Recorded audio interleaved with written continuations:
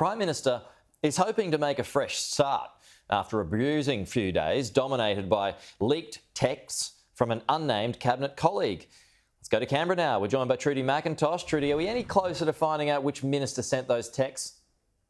No, we certainly aren't, Pete. A lot of people have their suspicions, at least privately, but we're seeing a lot of cabinet ministers and Morrison's colleagues lining up to publicly claim they've had no involvement in this text exchange, which has made its way publicly with Gladys Berejiklian.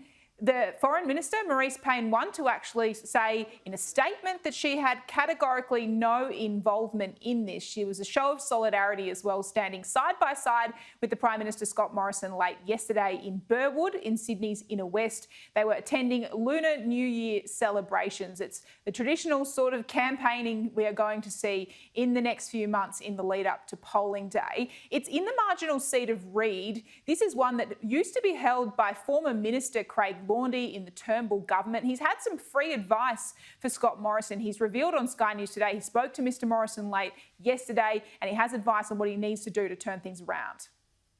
If you're a betting person at the moment, the most likely outcome looks like a minority Labor government. At some stage, I'm sure, you start this morning to hear him campaign on his strengths, but they have to start reminding the Australian public. We have a precedent for this. It's between 2010 and 2013. It was the Gillard government. You don't have to think back to what that debacle was like.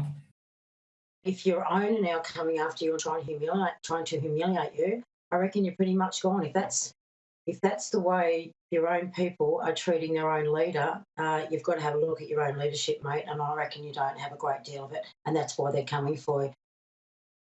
It's been a tough week for Scott Morrison. He's been acknowledging that in the last day or so. He was speaking with Paul Murray last night on Sky News. He's testing out this new attack line when it comes to how Labor has handled the important China relationship, pointing to comments that Anthony Albanese made around a week ago. In the context that we've got a new ambassador now from Beijing here, Anthony Albanese said that China should remove some of its economic sanctions that have been placed on China. The government seizing on the use of the word some. What is he saying to the Tasmanian lobster farmers or the beef producers up in central Queensland, up there in Rockhampton, or the wine growers down there in South Australia? Which one of these is he going to trade off? Because in national security, there are only really two courses you can go down. You can appease or you can stand up for what you believe in as a country. The speech this week from the Prime Minister at the Press Club, Pete, was meant to be a reset heading into the campaign, but it now seems the Prime Minister is looking for a reset from his reset. OK. Trudy McIntosh, thank you. We'll talk to you soon. Well put.